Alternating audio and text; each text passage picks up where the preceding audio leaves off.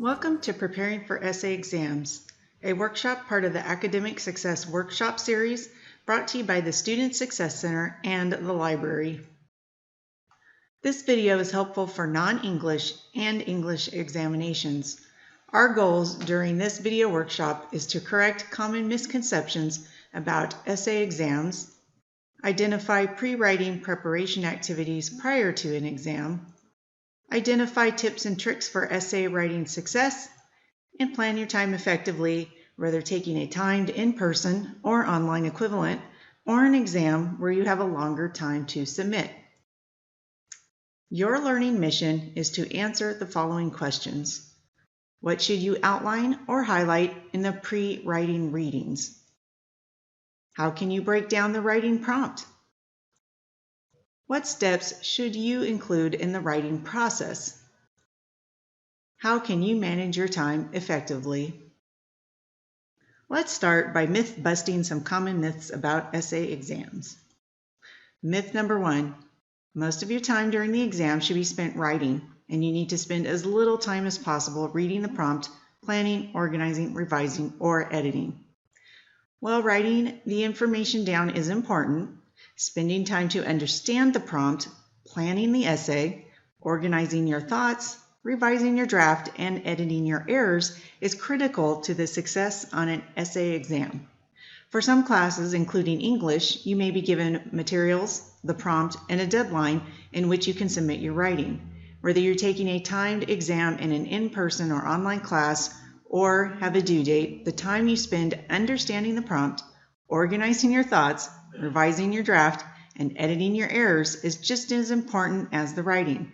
If you do not spend the time necessary on all these tasks, your grade may suffer the consequences.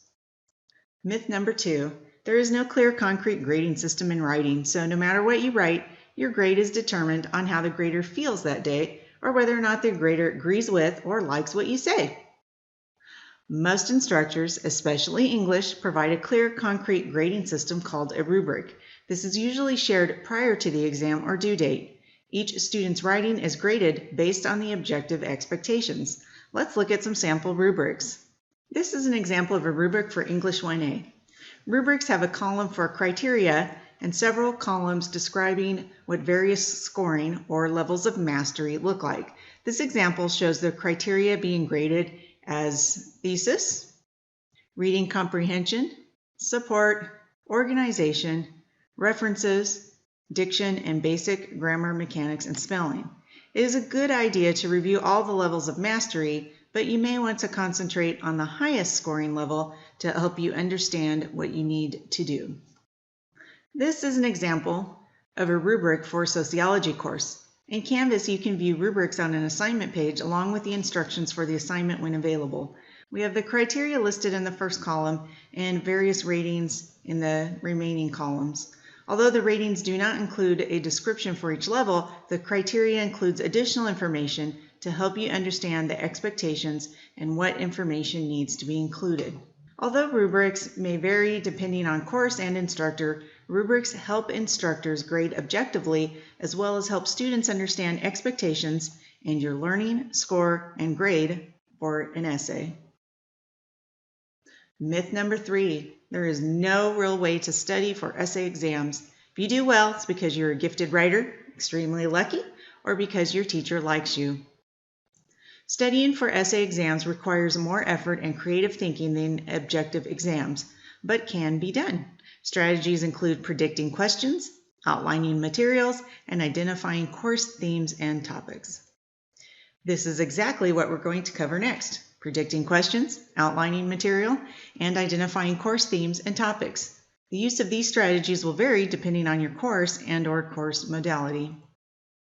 Let's start with an exam scenario where you are not given the essay prompt ahead of time, but you want to be prepared. A good place to start is your course syllabus. Look for the student learning outcomes or SLOs for the course or the course learning objectives for ideas on what you may be tested on. You can also use your textbook and review the table of contents or learning objectives from the chapters that the exam will cover. You may have notes written down and may be able to find a note about what your instructor has emphasized or repeated throughout the semester. If repeated, is likely to be an essay-worthy topic. One more option is to list general ideas that were covered. We do this so we can predict test questions. Once you have identified possible topics, you may be able to predict the specific essay exam question or questions if you do the following. Look for patterns of questions in previous exams. Look at the course outline for major themes and topics. Check notes for what the teacher emphasized. Pull questions from the chapter objectives, chapter outlines, or end of chapter questions in your textbook. These were covered in the previous slide. Additionally, you can try the following to predict questions. Ask yourself what kinds of questions you would ask if you were the teacher. Brainstorm questions in a study group using some of the strategies above. Use a critical questioning grid to generate critical thinking questions. Let's take a look at this questioning grid. You see there are 4 quadrants: factual, predictive, analytical, application synthesis. You can use the column and the row headings to create questions. For example, what did, where did, when can, or how you can create questions. However, you would ignore the pink area because factual questions can be answered too quickly and are not likely to be on an essay exam. The other 3 areas require more explanation, so they are more likely to be a part of an essay exam. For example, why did, when will, or how might questions are likely to be used as a prompt to an essay exam. To further expand on this example, here are 5 sample questions that can start a larger prompt for an essay question. Why did the United States enter World War I? When will the economy recover from COVID? How might the adoption of universal basic income help with equity? Should American high school be abolished? Or how have families in the U.S. changed over the last 50 years?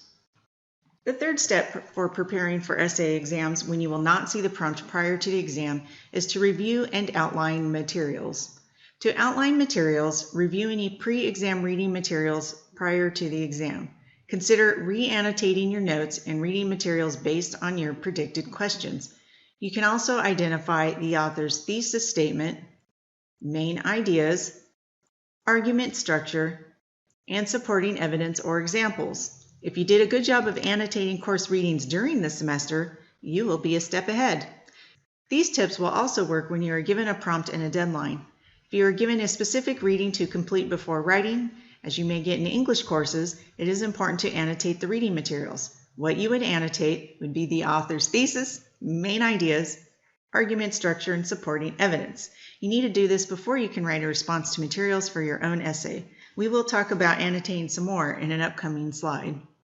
Now we will focus on strategies for taking essay exams. These strategies may work in either a timed essay exam or an essay exam where you have a deadline to complete it outside of an in-person environment. When you are given a writing prompt in any learning scenario, you should always start by reading and breaking down the prompt. Start by reading the prompt carefully. If you do not understand what the prompt is, you're not likely to address it. Annotating works wonders on comprehension, so make annotations. Try to paraphrase the prompt to test your understanding. If something is confusing, ask the instructor. Send them a Canvas inbox email to help them clarify what is confusing, or ask them if it is in an in-person exam. Once you understand the prompt completely, create a checklist. This will be especially helpful for longer prompts to make sure you don't miss any of the requirements.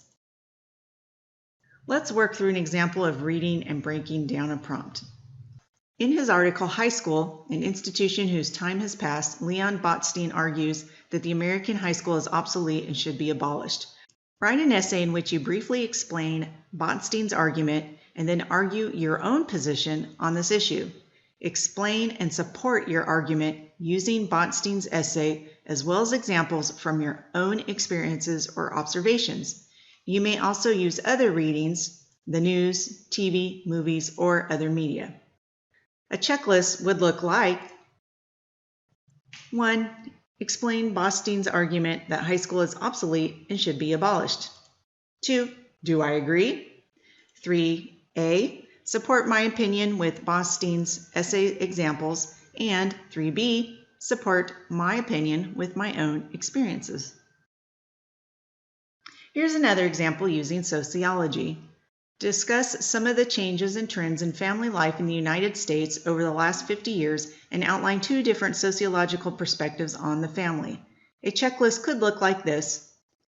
Discuss changes and trends, including the last 50 years in the U.S. timeline of major changes, 2 different sociological perspectives, and leave room to remind yourself to identify what those 2 perspectives will be.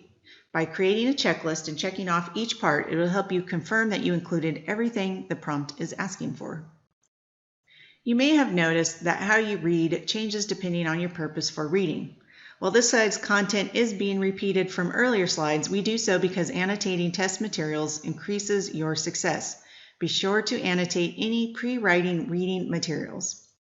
You will annotate or highlight in some manner the author's thesis statement, main ideas, argument structure, and supporting evidence or examples. These annotations will help you ensure you understand the pre-writing materials and make the process of writing easier to do. Once you completely understand the prompt and pre-writing reading materials, plan a writing process. You will want to plan the essay first by identifying your thesis and subtopics in the form of an outline and stick to that outline while writing. Maintain a clear structure with your essay by having an introduction, body paragraphs with transitions, and a conclusion that briefly summarizes your points. Double space your writing for revisions and corrections. You will need this double spacing to address issues of spelling, grammar, punctuation, and clarity. You'll be glad that you left double spacing because it'll make reviewing and correcting your essay easier for you. It also makes it easier for your teacher to read. You'll also want to review the essay to make sure your essay matches your thesis. You may need to change your thesis if your argument supports something different than you originally planned for. Just make sure all your supporting points support the thesis you included. We have a few more tips and tricks for you. Make a plan and stay on topic. Make a plan. Whether you have a timed exam in person or a longer period of time to read, write, and submit, it is a good idea to plan your time. If needed, you can practice timing yourself, creating an outline, or writing a practice exam. Also, create a schedule. This works whether it is a 2-hour timed exam or you have a week to submit. The example here is for an in-person timed exam.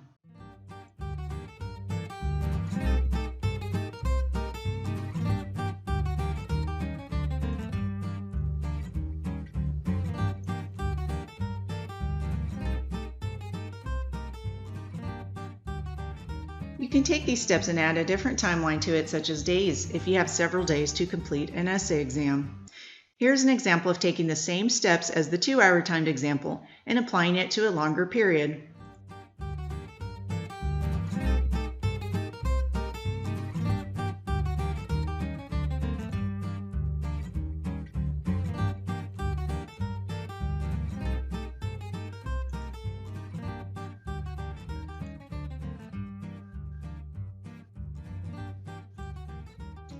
Do not forget to stay on topic.